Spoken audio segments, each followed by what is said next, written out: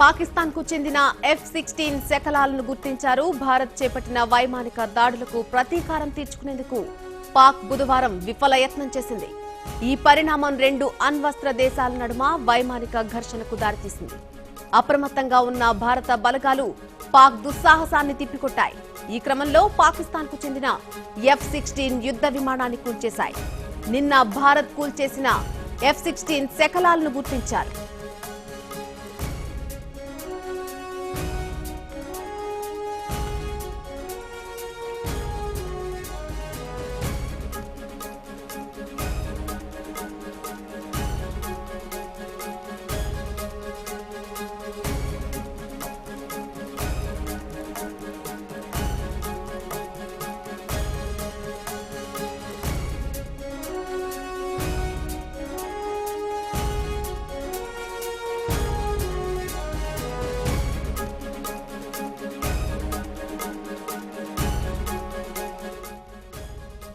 పాక్ కు చెందిన F-16 శకలాలను గుర్తించడం జరిగింది.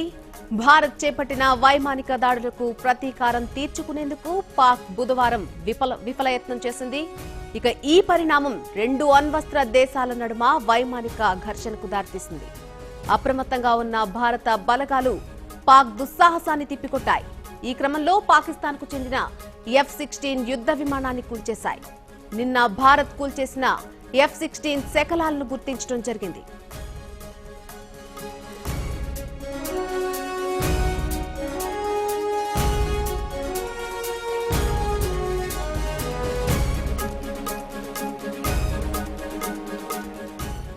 ఇక ఇదే విషయంపై పూర్తి సమాచారం మా ప్రతినిధి విజయసారథి అందిస్తారు ఫోన్ లైన్ ద్వారా. విజయసారథి, చెప్పండి, నిన్న భారత్ కూల్చేసినటువంటి పాక్ యుద్ధ విమానం F-16 శకలాలను గుర్తించడం జరిగింది. దీనికి సంబంధించి పూర్తి అప్డేట్ ఏంటి? పాకిస్తాన్ ఏదైతే వాదన చేస్తుందో మా విమానాలు ఏవి కూడా భారత్ భూభాగంలో వెళ్ళలేదు, కేవలం ఇండియా వైపు నుంచే మా వైపుకి విమానాలు వచ్చాయి, దాన్ని మేము కూల్ చేస్తాము, అందులో భాగంగానే అభినందన మేము ప్రాణాలతో పట్టుకున్నామని నిన్నటి నుంచి చేస్తున్న హడావడి ఏదైతే ఉందో దాంట్లో చాలా వరకు అవాస్తవాలని తేలిపోయింది. ముఖ్యంగా F-16 విమానం యుఎస్ నుంచి కొనుగోలు చేసిన పాకిస్తాన్ గతంలో దాన్ని భారత్ మీద ప్రయోగించింది. ముఖ్యంగా మన ఏ బేస్ మీద దాడి చేయడానికి ప్రయత్నించినప్పుడు దాన్ని తిప్పుకొట్టేందుకే మన భారత సైనిక దళం ప్రయత్నించింది. అందులో భాగంగానే అభినందన ప్రయాణం చేస్తున్న మిగ్ ఏదైతే ఉందో ఆ విమానం F-16 కూల్చివేసింది. తర్వాత ఆయన అదుపు తప్ప అవతల ఎల్ఓసీలు దాటి అవతలకు వెళ్ళిపోవడం, పాకిస్తాన్ ఉపరితలంలోకి వెళ్ళడం, అక్కడ సాంకేతిక సమస్య రావడంతో ఫ్లైట్ కూలిపోవడం, తన ప్రాణాలు పారాచూట్ చచ్చిపోవడం, ఇదంతా నిజంగా జరిగినటువంటి ఇష్యూ. అయితే అసలు F-16 విమానం రాలేదు, కేవలం మా భూభాగంలోకి అభినందనే వచ్చారు, నిబంధనల అతిక్రమించేందుకు పాకిస్తాన్ చేస్తున్న వాదనకు ఒక అబద్ధం నిరూపిస్తూ ఈ రోజు F-16 శకలాలు మనకు దొరికాయి. ఇండియా బోర్డర్ లోనే యువతల వైపున ఉన్నట్టుగా కూల్ చేసిన విమాన శకలాలు దొరికాయి. ఇప్పుడు అది ఒక భారత్ కి నైతికంగా చాలా పెద్ద బలం అవుతుంది. మా దేశ ఉపరితలంలోకి విమానం వచ్చింది కాబట్టి దాన్ని తరుముకుంటూ నిరోధిస్తూ కూడా అభినందన వెళ్ళారు అనేది భారత్ ఇప్పుడు చెప్పబోయే ఒక అత్యంత ఇష్యూగా చెప్పాలి. మొత్తం మీద నైతికంగా చాలా పెద్ద మద్దతు వస్తున్నట్టే F-16 ఏదైతే విమానం ఇక్కడ శకలాలు దొరికాయో నిన్న భారత్ కూల్చివేసింది. దీని ద్వారా పాకిస్తాన్ ఇండియన్ ఎయిర్ బేస్ ని టార్గెట్ గా చేస్తే ఇక్కడ విమానాలను పంపిస్తుంది అనేది క్లియర్ గా అర్థమైపోతుంది. మరి దీనిపై ఇప్పుడు అంతర్జాతీయ సమాజం ఎలా డెసిషన్ తీసుకుందో చూడాలి. కేబినెట్ కూడా ఇదే అంశాన్ని ధృవీకరించి సాయంత్రం ఒక కీలకమైన ప్రెస్ నోట్ కూడా రిలీజ్ చేసే అవకాశం ఎక్కువగా కనబడుతుంది. ఇతర దేశాలు కూడా ఒక సందేశాన్ని భారతదేశం మీద దాడికి ప్రయత్నిస్తుంది. అటు పుల్వామా అటాక్ తీవ్రవాదుల ద్వారా కావచ్చు, ఈ లేటెస్ట్ గా F-16 ద్వారా యుద్ధ విమానం ద్వారా సైన్యాన్ని ఉపయోగించి కావచ్చు, మొత్తం మీద పాకిస్తాన్ దీని వెనకాల ఉండే భారతం రెచ్చగొడుతుంది తప్ప భారత్ సైడ్ నుంచి ముందుగా ఎప్పుడూ ప్రొవోకేషన్స్ రావడం లేదు.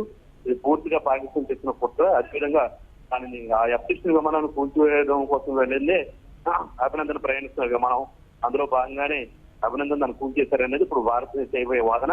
దానికి సాక్ష్యంగానే ఈ కూల్చివేసినటువంటి F-16 విమానం సంబంధించిన శకలాలు సాక్ష్యంగా నిలబడబోతున్నాయి. అయితే విజయసారథి, మరోపక్క ప్రధాని నివాసంలో ఉన్నత స్థాయి సమావేశం జరుగుతోంది. యుద్ధ పరిణామాలపై ఎటువంటి నిర్ణయం తీసుకునే అవకాశం కనిపిస్తోంది? అంటే భారతదేశ కేబినెట్ ఇండియన్ కేబినెట్ లో చాలా విభిన్నమైనటువంటి జీవోలు కింద ఉంటాయి. అంటే ప్రతి కేబినెట్ సమావేశం మనం చెప్పుకున్నప్పటికీ కూడా దానిలో విభిన్నమైన విభాగాలు ఉంటాయి. అందులో భాగంగానే ఈ రోజు భేటీ అవుతున్న దాన్ని భద్రత సంబంధించిన అంటే సెక్యూరిటీ విభాగానికి సంబంధించినటువంటి గ్రూప్ ఆఫ్ మినిస్టర్స్ భేటీకి మనం చెప్పాలి. భద్రతపై అదేవిధంగా దేశ రక్షణ వ్యవస్థకు సంబంధించినటువంటి డిఫెన్స్ ఇష్యూస్ అన్నింటి కూడా పరిశీలించే ఈ కేబినెట్ సబ్ కమిటీ ఏదైతే ఉందో ఈ రోజు భేటీ కాబోతుందో ప్రధాన అధ్యక్షుడిగా మొత్తం అటు ఇమ్రాన్ చర్చకు సిద్ధం అంటూ చేసినటువంటి ఒక ప్రతిపాదనని దానిపై చర్చించబోతున్నారు. దాంతో పాటుగా ఈ ఇష్యూని ఇంకా ఎలా తీసుకెళ్ళాలి, అభినందన ఎలా సురక్షితంగా తీసుకురావాలి, జెనీవా ఒప్పందాన్ని ఏ విధంగా పాక్ ఉల్లంఘించడానికి ప్రయత్నిస్తుంది, మళ్ళీ దాన్ని నిన్న అభినందన దొరకగానే రాక్షసంగా ఆయనపై దాడి చేసింది, నెత్తురొచ్చేలాగా ఆయన కొట్టేశారు. తర్వాత దాన్ని కవరప్ చేసుకోవడం కోసం మళ్ళీ ఆయనతో ఒక టీ తాగిస్తూ వీడియో ఆయన బాగానే ఉన్నారంటూ రిలీజ్ చేయడం, ఇవన్నీ కూడా జెనీవా ఒప్పందం నుంచి తప్పించుకోవడానికి పాక్ చేస్తున్నటువంటి కుట్రలంటూ క్లియర్ అర్థమవుతున్న నేపథ్యంలో ఈ మంత్రివర్గ సంఘం దానిపై క్లియర్ గా డెసిషన్స్ తీసుకోబోతుంది. అంతర్జాతీయ సమాజం ముందు పార్టీని దోషిగా నిలబెట్టేందుకు ఈ సాక్ష్యాలకు ఉపయోగించబోతుంది. సో దానికి సంబంధించి క్లియర్ కట్ డెసిషన్, ఒక రూట్ మ్యాప్, ఒక వ్యూహాన్ని ఎలా ఉండబోతుంది, భారత్ ఏ విధంగా ముందడుగు వేయబోతుంది అనేది డిసైడ్ చేయడం కోసం ఈ రోజు జీవోఎం భేటీ జరగబోతుంది. Right Vijayasarathi, thanks for the update.